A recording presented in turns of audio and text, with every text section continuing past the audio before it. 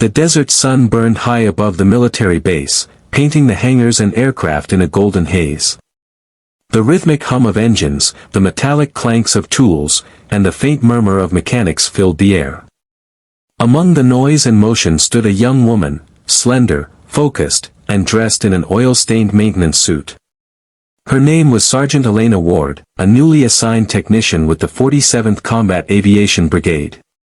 Most people barely noticed her as she moved quietly between the hulking AH-64 Apache helicopters, checking instruments, tightening bolts, and ensuring that each machine was ready for flight. She had only been stationed there for 3 weeks, yet her work already drew subtle admiration. Elena's hands seemed to understand the soul of these machines. She could listen to the faint hum of an engine and know if it needed attention. But what most people did not know was that beneath her calm expression and quiet demeanor lay a history she never intended to reveal. On this particular morning, the base was unusually tense. The squadron was preparing for a joint mission across the border, a routine reconnaissance that had suddenly turned high-risk due to reports of enemy ground movement. Pilots walked briskly to the hangar, their boots echoing on the concrete floor. Elena worked alone near one of the Apaches, its matte black body gleaming under the harsh light.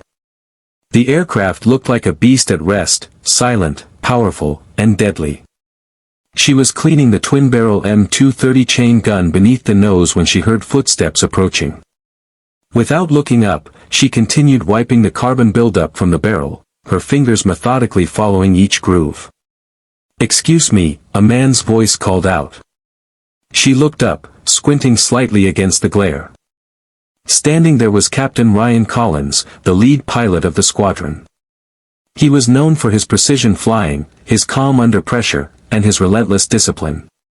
His flight suit bore the emblem of the 47th, and a faint streak of dust marked his cheek.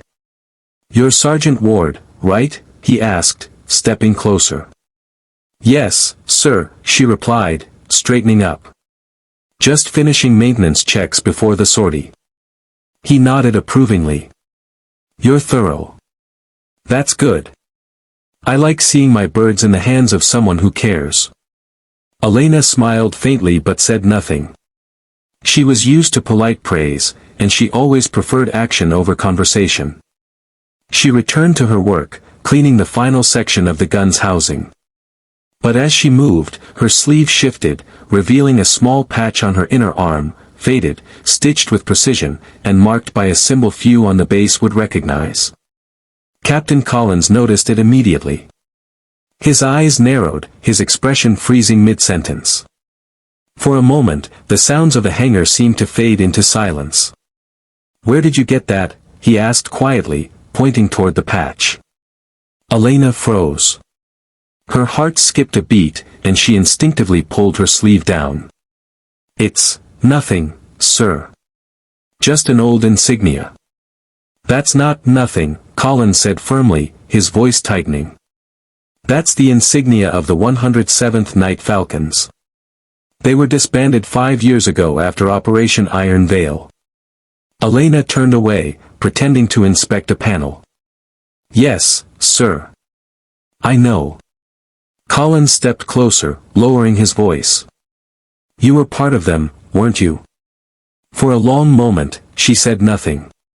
Then, finally, she nodded. "I was," she admitted softly. The captain exhaled slowly, still staring at her as if seeing her for the first time. The Night Falcons were legendary among aviators, an elite, covert unit trained for deep infiltration, rescue missions, and unconventional warfare. They had vanished from official records after a disastrous operation in hostile territory, one that had cost many lives. The few who survived had disappeared into quiet, unacknowledged posts across the military. Collins studied her carefully. "I read about the Falcon crash," he said. "They said only 2 people made it out alive." Elena's hands trembled slightly as she tightened a bolt. "One of them didn't make it far," she said quietly. "That left me." Silence stretched between them. Around them, the hangar continued its rhythm, voices, tools, engines, but in their corner, it felt as though time itself had paused. Collins cleared his throat. Why didn't you tell anyone? There's nothing to tell, she replied. The mission failed. People died. I did my job, and I lived. That's all. But to Collins, it was not all. He had spent years flying combat missions, and he knew the kind of scars that came from operations like that. A soldier who survived such a mission was never truly the same again. He looked down at the Apache she was working on, the same model used during the Night Falcon's final mission.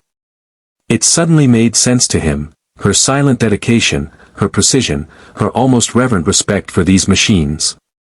To her, the Apache was not just a weapon. It was a memory of what she had lost.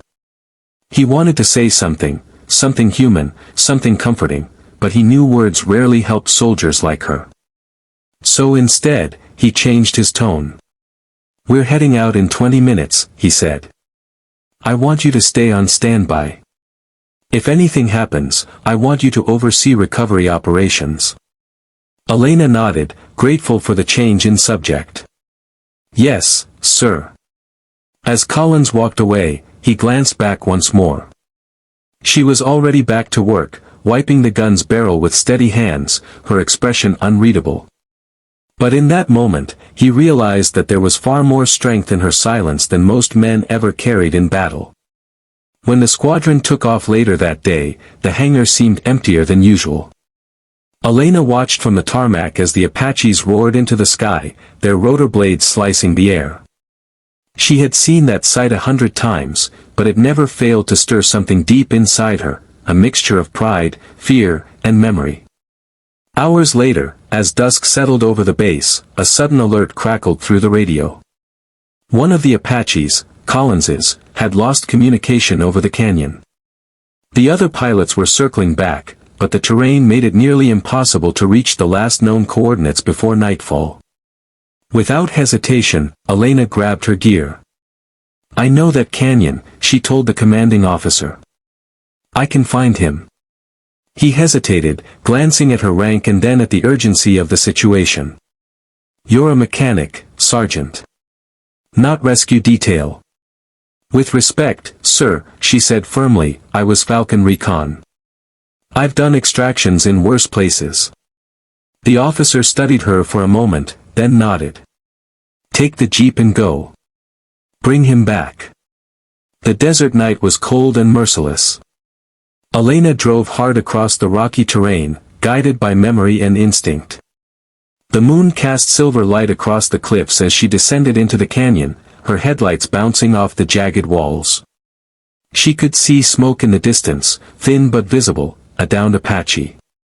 When she reached it, the wreckage was still smoldering. The tail section was gone, the cockpit half buried in sand. She jumped out, calling out his name. Captain Collins. A faint voice answered from within the wreck. Here, over here. She pulled aside twisted metal, her arms trembling with effort. There he was, injured but alive, pinned beneath a section of the frame. Without hesitation, she used a crowbar from her kit, prying loose the debris until she freed him. His leg was bleeding, his face pale. You came alone? He asked weakly. I wasn't about to wait for backup, she said, wrapping a bandage around his thigh. He gave a faint smile.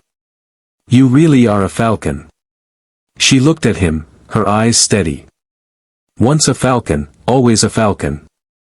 They spent the next few hours sheltering beside the wreck until rescue arrived at dawn. Collins drifted in and out of consciousness, but each time he opened his eyes, he saw her sitting close by, watching the horizon, her rifle resting on her knees. She never once complained, never once faltered. When they were finally airlifted back to base, word spread quickly about what she had done. Even before the medical team finished treating Collins, the commanding officer sought her out. You saved one of our best pilots, he said solemnly. That deserves recognition. Elena shook her head. I didn't do it for recognition, sir.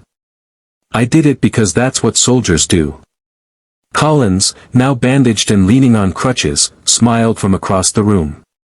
You did more than that, he said quietly. You reminded me